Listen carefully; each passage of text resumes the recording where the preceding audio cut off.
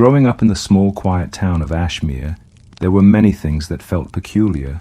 There were no fast food restaurants, no big city buses, and no sprawling shopping centers. Just one main street, lined with an antique shop, a bakery, a hardware store, and a library that always smelled like old books and candle wax. People were kind but distant. Children played in the parks but never stayed out after sundown. There was an eerie rhythm to life there, and at its core was the rule. A rule every child learned the moment they were old enough to understand.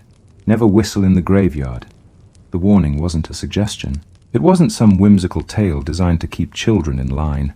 It was spoken with reverence, with fear, as though the words themselves carried weight. My father first told me when I was 7 years old, sitting on the edge of my bed after I had spent an afternoon playing in the yard. He wasn't a superstitious man, but as he spoke, his voice carried a gravity I'd never heard before. He leaned in close, his eyes searching mine as though trying to impart the importance of his words through sheer willpower. "Samantha," he said softly, "promise me you'll never whistle in the graveyard." I remember laughing then, thinking it was one of his jokes. My father had a knack for making everything feel light, even when times were hard. But this time, his expression didn't soften. His lips remained pressed in a thin line, and his knuckles turned white as he gripped the edge of my bed frame. "It's not a game," he continued. "People don't come back from the graveyard the same. If you whistle, they'll come, and they won't be who you think they are." I nodded solemnly, his words embedding themselves into my young mind. Over the years, I tried not to think about them. As I grew older, I convinced myself it was just an old wives' tale, a story concocted to add mystery to the otherwise dull life of a small town. But the rule never faded. No one in Ashmere whistled, not even to call their dogs or while working in the garden. It was an unspoken law woven into the fabric of our lives. I left Ashmere at 18, eager to escape the suffocating quiet of the town and its strange, lingering shadows. Life in the city was bright and bustling, full of the kind of distractions that made it easy to forget. For years I didn't think about the graveyard or my father's warning, but life has a way of dragging you back to the places you least want to return to. The phone call came at 3 a.m. The harsh buzz of my phone rattled on the nightstand, jolting me awake. Evan, my fiancé, barely stirred beside me as I fumbled to answer. The screen displayed unknown caller. I hesitated, my heart already sinking. No good news ever came from a call at that hour. "Hello?" My voice cracked, thick with sleep. Silence. For a moment, I thought the line had dropped. But then a voice broke through. It was deep, steady, and tinged with something I couldn't quite place: regret, perhaps, or dread. "Is this Samantha Clark?" "Yes," I replied cautiously. "Who is this?" "This is Officer Barnett with the Ashmere Police Department. I'm sorry to call you at this hour, but we need you to come home. There's been an incident. We believe it involves your father."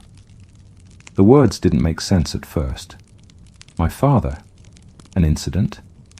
The officer's tone was gentle but carried the weight of finality.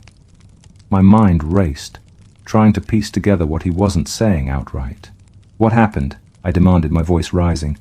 "We'll explain everything when you arrive. We need you to identify a body." The world tilted. My father. A body. The words clashed against each other in my mind, refusing to settle into a coherent thought. Evan stirred beside me, mumbling something about the time, but I couldn't respond. I was already moving, grabbing clothes, a bag, anything to keep my hands busy. The drive back to Ashmere was long and silent. Evan drove, casting worried glances in my direction, but I couldn't speak. My thoughts were trapped in a whirlwind of memories. My father's laugh, his warm hugs, the way he'd always made me feel safe. And now, the possibility that he was gone. We arrived just as the first light of dawn crept over the horizon, bathing the town in a soft golden glow that felt wrong against the weight in my chest. The coroner's office was small, a brick building tucked away on the corner of Main Street. Officer Barnett met us at the door, his face grim. He didn't waste time with pleasantries, leading us straight to the sterile, cold room where the body lay. The sheet was pulled back, and my world shattered. The figure beneath was unrecognizable, twisted and torn in ways I couldn't comprehend. But there, on the left wrist, was the bracelet I had made my father when I was a child. The beads were faded, the elastic stretched with time, but it was unmistakable. My knees buckled, and the world went dark. When I came to, I was sitting in a chair, a cup of water pressed into my hands. Evan was beside me, his face pale and drawn. Officer Barnett crouched in front of me, his expression filled with a mix of pity and something else, hesitation. "There's something you should know," he began, his voice low. "We found him just outside the cemetery, and, well, there are signs that he might have whistled." The room seemed to close in around me. Whistled. The word echoed in my mind, dragging with it the memory of my father's warning. People don't come back the same. "No," I said firmly, shaking my head. "That's just a story. It's not real." Officer Barnett didn't argue. He simply nodded, standing and offering to let me leave whenever I was ready. But I wasn't ready. Not for the questions swirling in my mind, nor the answers I feared. Back at my father's house, the silence was deafening. The rooms were exactly as he'd left them, his favorite book still open on the coffee table, a half-empty cup of tea in the kitchen. It felt wrong, like stepping into a moment frozen in time. Evan tried to comfort me, but his words barely registered. My thoughts kept drifting back to the cemetery, to the figure I'd glimpsed as we drove past. Something about it had seemed off, but I couldn't place why. Eventually, the pull became too strong to ignore. That night, I found myself standing at the edge of the graveyard, the yellow caution tape fluttering in the breeze. The shadows stretched long and dark, the air heavy with an unnatural stillness. And there, near the back, was the figure. It was a woman, her features soft and familiar, though I couldn't place why. She smiled, a warm, inviting expression that eased the tension in my chest. "Samantha," she called, her voice carrying on the wind. "I've been waiting for you." The wind carried her voice like a whisper threaded with warmth, tugging at the edges of my resolve. Every instinct screamed for me to turn away, to step back into the safety of my car and drive until Ashmere was nothing more than a speck in my rearview mirror. But I couldn't move. Something about her presence rooted me in place. Her voice held a tenderness I hadn't heard in years, not since, "Mom?" The words slipped from my lips before I could stop it, fragile and trembling, as though saying it too loudly might shatter the illusion. The figure nodded, stepping closer. She was dressed in clothes decades out of fashion. A flowing dress patterned with faded flowers and a cardigan that hung loosely over her small frame.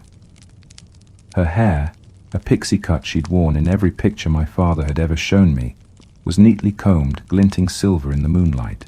"It's me, sweetheart," she said, her voice carrying a mix of love and sadness. "I've waited so long to see you." Tears welled in my eyes, blurring my vision. My mother had died when I was too young to remember her clearly, her absence a void that no stories or photographs could ever fill. And yet, here she was, as vivid and real as the ache in my chest. The world felt unsteady beneath my feet, the lines between reality and memory blurring. "I don't understand," I whispered, taking a hesitant step forward. How are you here?" Her expression softened, and she extended a hand toward me. "It doesn't matter, my love. What matters is that we're together now, and we can be a family again." The word family hit me like a blow. I thought of my father, his warnings, his grief-stricken eyes when he told me the story of how my mother had passed. He had always blamed the graveyard for her death, though I'd never understood why. But now, standing here in the cold night air, with her figure bathed in moonlight, the pieces began to fall into place. "What happened to Dad?" My voice cracked as I spoke the words, each one heavier than the last. Her gaze faltered, and for a moment I saw something flicker across her face, guilt, perhaps, or something darker. "He was stubborn," she said softly. "But he's here now too. You just have to call him. The air around me seemed to thicken, the cool night turning suffocatingly warm. "Call him?" I echoed, my heart pounding in my chest. "What do you mean?" Her smile returned, serene and unwavering. "Just a whistle, Samantha. That's all it takes. He'll hear you, and he'll come to us." My stomach twisted into knots. The rule, the one rule my father had drilled into me since I was a child: never whistle in the graveyard. His words echoed in my mind, overlapping with the warmth in my mother's voice. For a moment, I was 7 years old again, sitting on the edge of my bed as he begged me to promise. "I can't," I said, my voice barely audible. "I can't do that." Her face fell, and the warmth in her eyes dimmed. "Sweetheart," she said, taking another step closer, "don't you want us to be together? Don't you want a family again?" I did. More than anything, I wanted that. But something about the way she spoke, the quiet insistence in her tone, the way her smile never quite reached her eyes, set my nerves on edge. My father's mangled body flashed in my mind, and a shiver ran down my spine. "What are you?" I blurted out, the words tumbling from my lips before I could stop them. Her expression froze, the warmth draining from her face like water slipping through a sieve. The shadows around her seemed to deepen, the air growing colder. For a moment, I thought I saw her figure flicker, like an image struggling to stay in focus. "I'm your mother," she said, her voice sharper now, her tone carrying a warning. "And you don't want to disappoint me." I stumbled backward, my breath coming in short, panicked gasps. Behind me, the graveyard stretched into the shadows, its headstones leaning like ancient sentinels. The figure before me was no longer the mother I had imagined for so many years. Her features seemed to shift in the dim light, her eyes darkening into twin voids. "You're not real," I whispered, the words trembling on my lips. "You're not her." Her smile twisted, sharp and cruel. "You're just like him," she said, her voice dripping with disdain. "Always doubting, always afraid." The ground beneath me felt unsteady, as though the cemetery itself were alive, shifting and writhing under my feet. I turned and ran, my heart pounding in my ears as I wove between the headstones. The shadows seemed to stretch and reach for me, their cold fingers grazing my skin. Behind me, her laughter rang out, high and brittle, like the shattering of glass. "You can't escape, Samantha," she called, her voice echoing through the night. "You belong here. We all do." I didn't stop. My legs burned, my lungs screamed for air, but I didn't dare look back. The gate loomed ahead, the yellow caution tape fluttering in the breeze like a beacon. I dove through the opening, collapsing onto the cold pavement beyond. When I opened my eyes, the first rays of dawn were breaking over the horizon. The cemetery was still and silent, its shadows retreating under the light of the rising sun. But the memory of her voice lingered, a haunting melody that played on repeat in my mind. Evan found me hours later, curled up on the porch of my father's house. He didn't ask questions, didn't press me for details. He simply wrapped me in his arms and held me as the weight of the night crashed down around me. The next morning, a package arrived. It was small, wrapped in plain brown paper with no return address. Inside was a bracelet, one I hadn't seen in years. The beads were worn and faded, but I recognized it immediately. It was the bracelet I had made for my father when I was a child. Beneath it was a note, scrawled in a shaky, familiar hand. "Promise me you'll never whistle in the graveyard. I love you. Dad." The bracelet slipped from my fingers onto the table, its clatter reverberating in the silent room. My hands trembled as I picked up the note again, reading the words over and over until they were etched into my mind. My father's handwriting was unmistakable, each curve and stroke bearing the weight of countless memories. I sat there, frozen, as the sunlight poured through the kitchen window, painting golden patterns on the walls. Despite the warmth of the morning, a chill clung to my skin, refusing to let go. The note's final plea echoed in my head. "Promise me you'll never whistle in the graveyard." Evan walked into the room, his expression heavy with concern. He sat down across from me, placing a steaming mug of coffee in front of me. "You look like you've seen a ghost," he said softly. I wanted to tell him everything. The figure in the graveyard, the way she had spoken, the darkness that had wrapped itself around me. But the words wouldn't come. Instead, I pushed the bracelet and note across the table toward him. He picked them up, studying them with furrowed brows. "Is this from your dad?" he asked after a long moment, his voice cautious. I nodded. "It arrived this morning. No return address, just this." Evan's fingers traced the worn beads of the bracelet. "It's strange," he murmured. "How would he send this? I mean..." He hesitated, looking up at me. "He's gone, Beck. There's no way he could have written this." "I know," I whispered, my voice barely audible. "But it's his handwriting, Evan. I'd recognize it anywhere."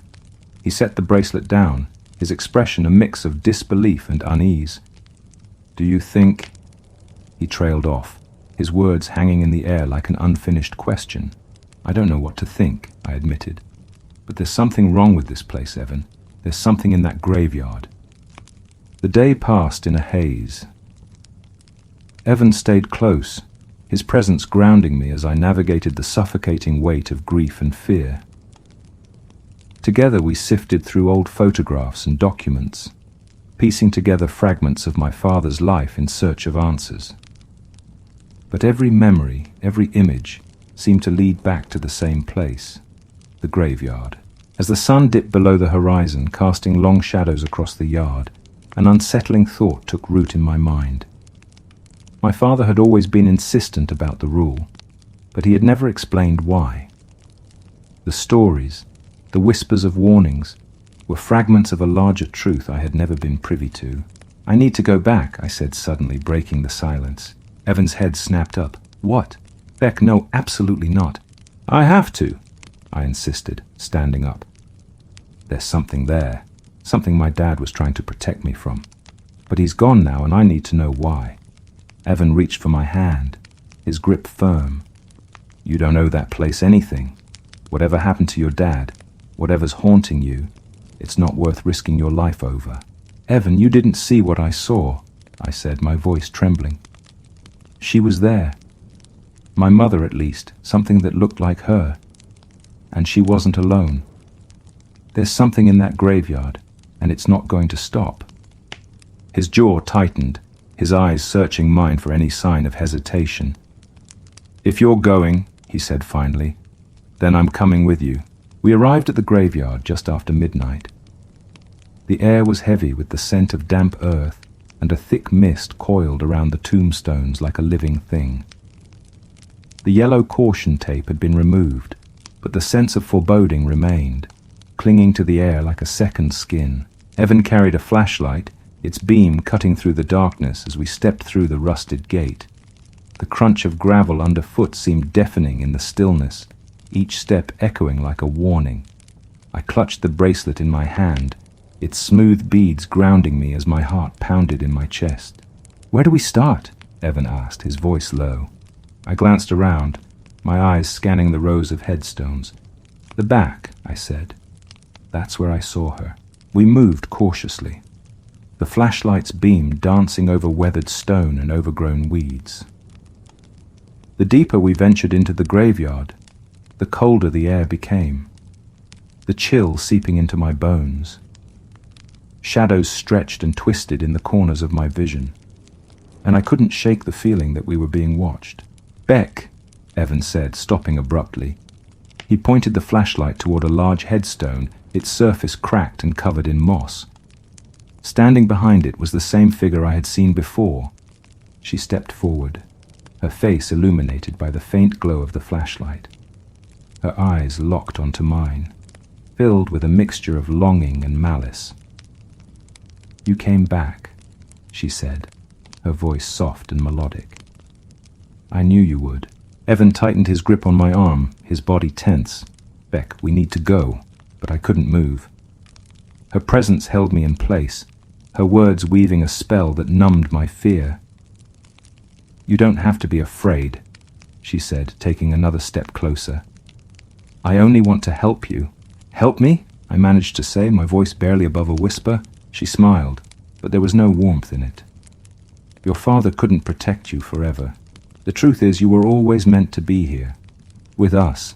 Behind her, the shadows began to shift, coalescing into forms that defied explanation. Eyes gleamed in the darkness, dozens of them, watching us with a hunger that made my stomach churn. The mist thickened, curling around my legs like ghostly hands. Evan yanked my arm, breaking the trance. "Run!" he shouted. We turned and sprinted toward the gate, the flashlight bouncing wildly in Evan's hand. The air was filled with whispers and laughter, the sound chasing us through the rows of headstones. I didn't dare look back, but I could feel them closing in, their presence pressing against my skin like a physical weight. The gate loomed ahead, and I pushed myself harder, my lungs burning as I forced my legs to move. Just as we reached the threshold, a deafening whistle pierced the air, freezing me in place. Evan grabbed my arm, pulling me forward. "Don't stop!" he yelled. We stumbled out of the graveyard, collapsing onto the pavement beyond. The whispers ceased, and the mist receded, leaving only the sound of our ragged breathing and the pounding of my heart. The next morning, we packed our things and left Ashmere without looking back. The graveyard, its shadows, and the figures that lurked within would remain behind, a haunting memory etched into the corners of my mind. But as we drove away, I couldn't shake the feeling that the graveyard's reach extended far beyond its rusted gates. The bracelet sat on the dashboard, a silent reminder of the night's events. I picked it up, running my fingers over the beads, and whispered a promise into the quiet car. "I'll never whistle in the graveyard. I swear." Evan glanced at me, his expression unreadable. "Do you think it's over?" I didn't answer. I wasn't sure I believed it myself.